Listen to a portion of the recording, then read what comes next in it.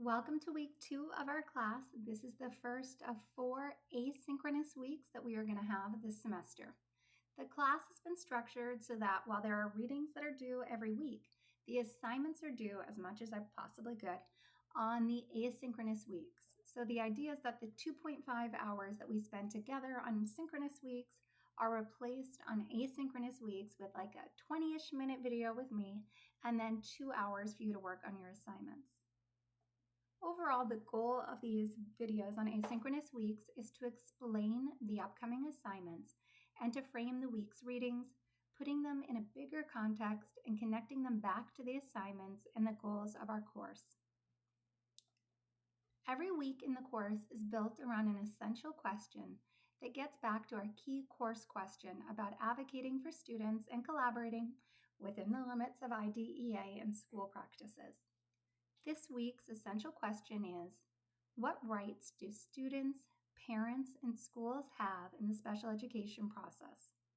You can't advocate for yourself, your students, or your families if you don't know what the law says. And that's because special education is a legal field. General education students have shockingly few enumerated rights. There's no real federal law protecting them from expulsion, due process, guaranteeing them extra supports, or even providing them supports for accessing content. I've got an advisee who's new to the high school with no IEP, no 504. He really struggled with a couple of his classes.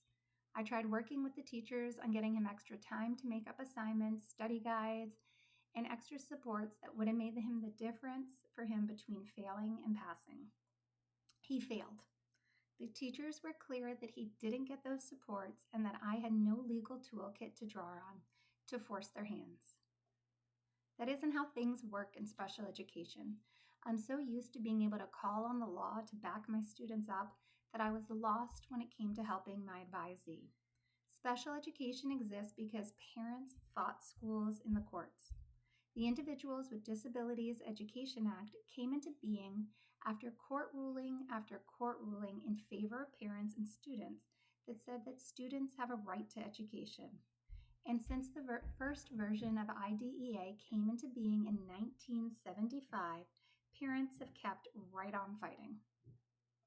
What that means is that special education is a legal field. Parents have the right to disagree with the schools and to bring due process and mediation. Schools have the right to disagree with parents too. It can mean lawyers, advocates, and headaches. It can also mean ream after ream of paperwork. But this legal framework is also what can get our students the support that they need to succeed. It is what parents can use to push schools to actually serve the children. And for us as teachers, it all starts with a firm understanding of the law. That understanding is also what can keep us out of legal compliance, advocate-induced, or other IEPs gone sideways troubles. This is a class on collaboration and team meetings, so rather than tackle the entire law, we're going to hone in on team members and their rights and responsibilities. Before I pivot to the assignment for this week and the readings, a quick note on IEP team members who are not always at IEPs. First, students are not legally required to be at IEP meetings until the meeting of the IEP held the year that they turn 16. That makes no sense. So in practice, it means any meeting where transition planning is discussed, which we start in New Hampshire in the 9th grade. However, it is best practice to include students in IEPs at every age, and so students are in this assignment even though they are not legally required team meetings. Another team member who might be at an IEP is anybody that the parent wants to bring to the meeting. Parents have the right to bring friends and legal advocates to IEP meetings to have somebody in their corner. If you've ever been at a meeting with an advocate, you know how it changes how the district interacts with the parent.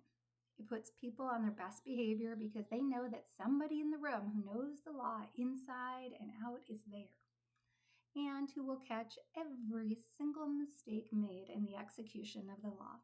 Advocates are not covered in the assignments this week, but you can think of them as the invisible audience for the assignment. You want to know the law so well that you can be unfazed by the presence of an advocate at a meeting. Your assignment, due this Friday, is a rough draft of the Student Advocacy Plan Section 1B, Legal Procedures. It is one of the densest assignments that you have in this class, and it draws on all 3 of your readings from this week. We're workshopping this during our next synchronous section, so please bring something that is worthy of workshopping. It doesn't need to be a polished draft, but have something in for each of the questions. This is a bullet point assignment. You do not need to write an essay for this unless you really, really, really want to. This is also a you, not an AI assignment. AI understands special education law and regulations incredibly well.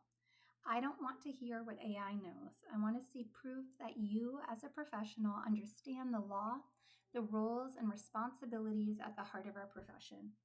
So please look for the answers in the readings. Check answers on Google if you need to, but turn in words that are written by you, not an algorithm. The assignment has 3 questions. What are the rights and responsibilities of IEP team members in the identification of students, in the placement of students, and in the servicing of students? For each of these 3 questions, your 6 answers will be 1 for each of the 6 possible team members. So that's the school system, otherwise known as the LEA, the student, the family, the special education teacher, the general education teacher, and any related service providers. You do not need to write an essay for each response. 1 to 2 sentences per team member per question is totally fine. And bullets or sentence fragments are fine too. The goal is to hit the substance of the response, not to make it pretty. Part of your grade is citing the procedural safeguards. Our other 2 readings are also highly helpful resources and citations for this project, but the safeguards are at the heart of the assignment. But I'm actually going to talk about the safeguards last. It is dense and it can be confusing if you don't have context. So I want to start with the lightest readings. That's a blog post on who goes to IEP team meetings. Note it's a fast read and it's quite skimmable. The blog post is written to be accessible to parents, which means that it is in plain speak, not jargon-dense language. It does a nice job of explaining who needs to be at IEP meetings and what each person's role is.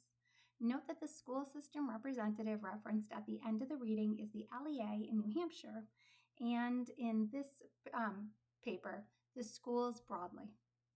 This reading is a good place to start because it has some of the answers for the assignment, but mostly because it helps make the denser readings make sense. The second reading is an entire chapter in a textbook on the special education process. The authors worked hard to make it accessible to parents, but it has so much information in it that's just denser than the blog post. One thing that the chapter misses is child find, which is why we assigned Chapter 3 of the Advocate's Guide to Special Education for this week as a supplement. I would recommend looking at pages 20 and 22 in it, as they also explain what happens before the referral process. In general, child find is a key part of IDEA. Special education is expensive. Without child find, district officials would hide under rocks to avoid identifying children with disabilities. Child find mandates that school districts actively seek out and find the students and children with disabilities. So when the assignment asks about the responsibilities of school in identifying children with disabilities, child find is the first part of the answer.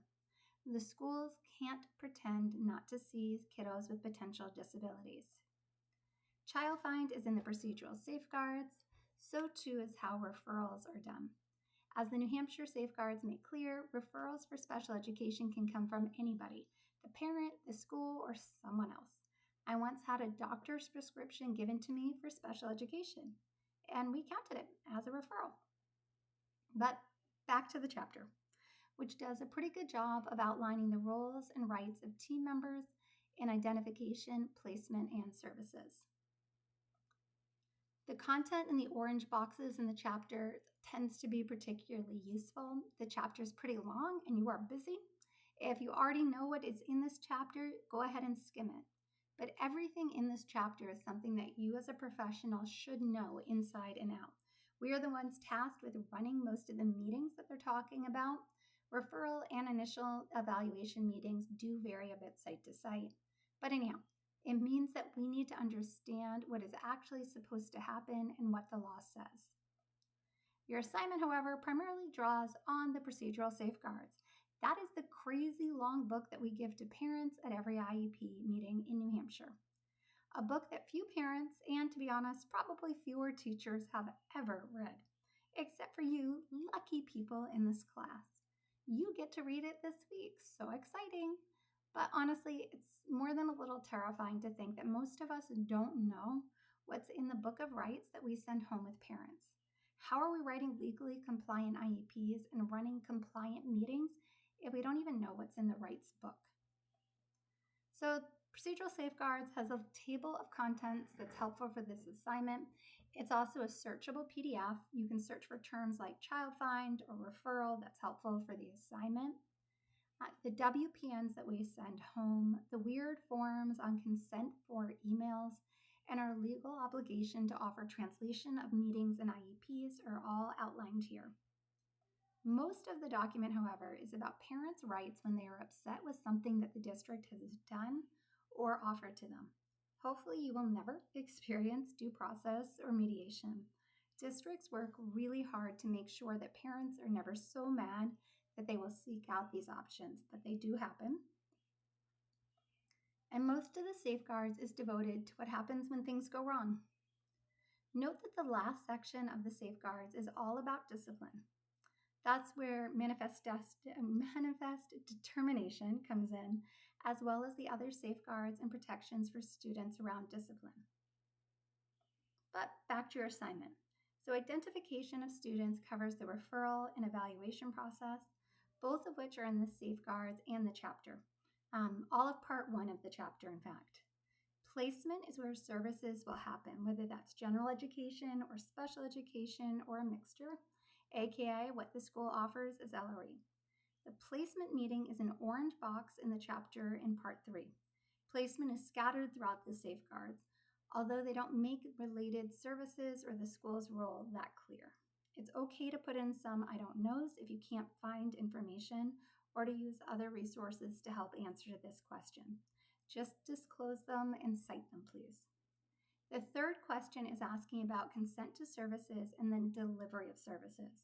While descriptions of services are in the chapter, the safeguards is a bit more helpful for this question.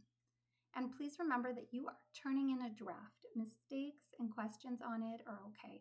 That is why we are workshopping this in our next synchronous class. So good luck and have a wonderful week.